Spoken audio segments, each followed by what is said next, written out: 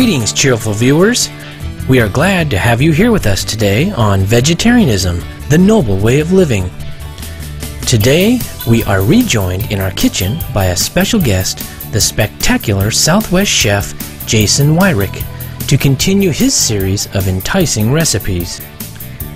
Jason is an award-winning chef who was the very first vegan instructor to teach in the prestigious Le Cordon Bleu culinary program.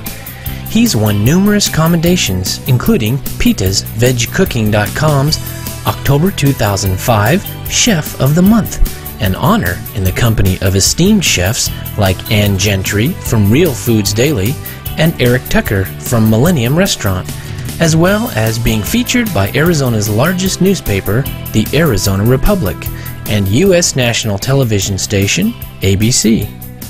Jason has been sought after by distinguished corporations and organizations like Google and PETA, People for the Ethical Treatment of Animals, for his delicious vegan catering. His recipes have been known to sway even the most discerning critics, vegetarians and non-vegetarians alike. As a former diabetic, Jason sought out veganism for both dietary and palate-pleasing reasons, and his recipes are created in the same manner, to prove that you do not have to compromise scrumptious tastes to be healthy. These days, Jason operates Arizona's only vegan catering company and shares his time instructing vegan cooking courses. Today, Chef Jason is going to get creative with rice and prepare for us two Southwest dishes that will surely please.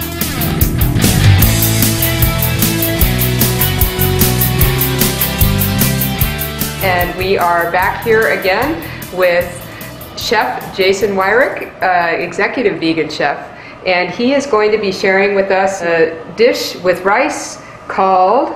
This is a smoked paprika rice dish.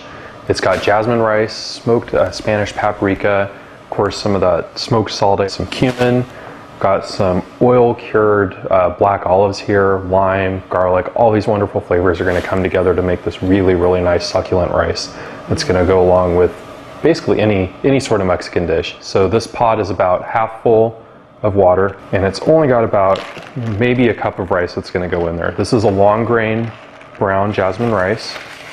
The long grain is important for this because in order for the rice to stay fluffy, the starches in there don't need to come out too much, so long grain rice tends to not have as much sticky starch as the short grain rice. The other way to keep it fluffy is to boil it in a lot of water. Typically you get a pot, 2 parts water, 1 part rice.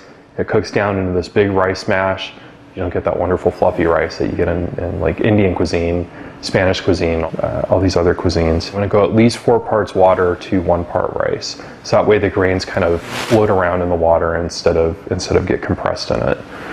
The other way to create that fluffy rice is to use acid, because that starch in a rice is a base. So when you add an acid to the water, it's going to cut into that starchy base, and that's also going to help keep the rice grain separate. To get that really, really nice texture, it needs to boil for about 10 minutes to absorb a bunch of water, and then it's going to go in the oven and finish off. It's going to have a really nice crispy top to it. Sounds delicious. While it's sitting here boiling, there are just a couple things that really need to be prepared for the recipe. One is a clove of garlic.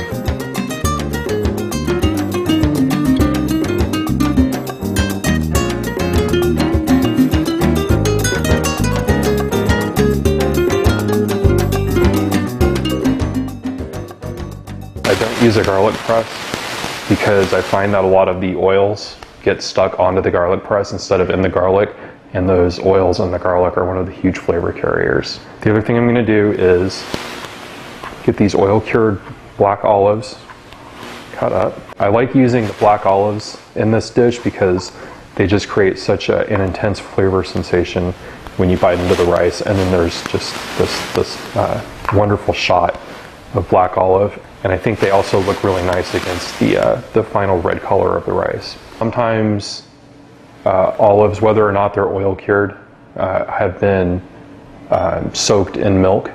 So if you're vegan like I am and you don't want to have any sort of dairy products, you'll want to pay attention to whether or not the olives have been cured with dairy. Usually it's the lactic acid from dairy that's used to soften up the olives. So the rice is boiled for about 10 minutes and all the little rice grains have sucked up that water. Just strain away the excess water. The colander.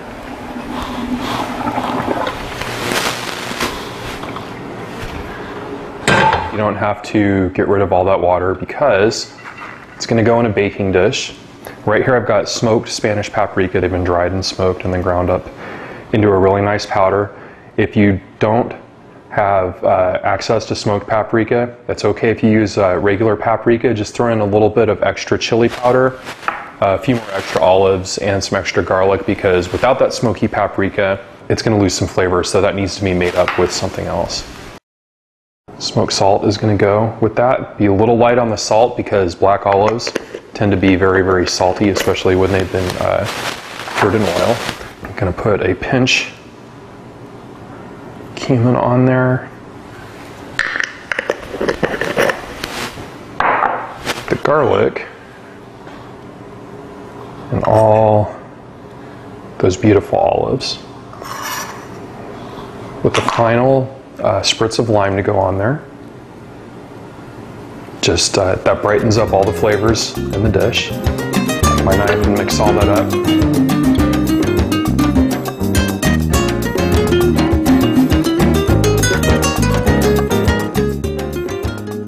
I also put a little bit of oil on there to make sure that the rice stays fully hydrated while it's in the oven. And stir that around. Trap the steam in the baking dish. Just got to cover it with foil. If you don't do this, you'll have rice that is completely cooked on the bottom of the baking dish and then this really hard crispy layer on top. And then this is going to bake at 20 minutes, anywhere from 300 to 325 degrees. Okay, so we'll let that bake and we'll be right back.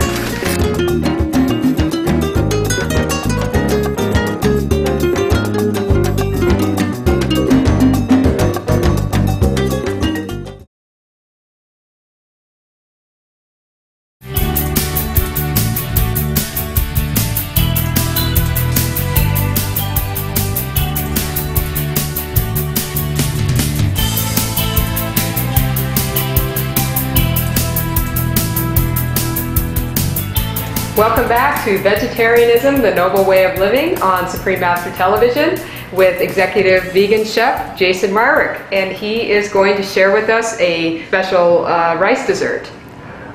This is a rice dessert with coconut milk and sweet agave nectar, Cascabel chilies, some lemon, some cinnamon, some wonderful vanilla bean. The nice name for it is arroz con cassia y cascabel. That's the nice Spanish way of saying it. It's amazing how language can transform a dish into something that sounds fancy and gourmet and something you get in a restaurant. Completely the same dish, but the way you tell guests the name of the dish matters. I've got some water that's just starting to boil. And then I'm going to cut this vanilla bean open right down the center. You can use vanilla extract in this. I would say about a teaspoon of vanilla extract in this. It's going to be a very, very strong flavor, but this dish needs strong flavors because there's chili pepper in it, and all these flavors need to compete with that chili pepper. Just pop this open and use my knife to scrape these little tiny bean pods out, because that's where most of the flavor resides. And actually, this isn't really even a bean, this is part of a flour.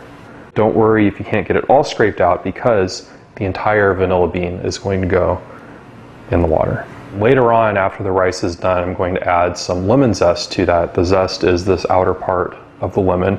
It's got this wonderful popping citrus flavor that's going to go in there. Because I want that lemon to also infuse the rice just a little bit, I'm going to put a splash of lemon juice in the water. Now with this recipe, generally the ratio is going to be about 3 parts liquid to 1 part rice, because it's going to cook uncovered, and so that liquid is going to reduce and reduce and reduce until it intensifies all those flavors. if you find that the rice is dehydrating, there's not enough liquid in the pot, just add a little bit more water. Got about a cup of rice in there, about a cup of water, and about 2 cups of this really, really nice coconut milk.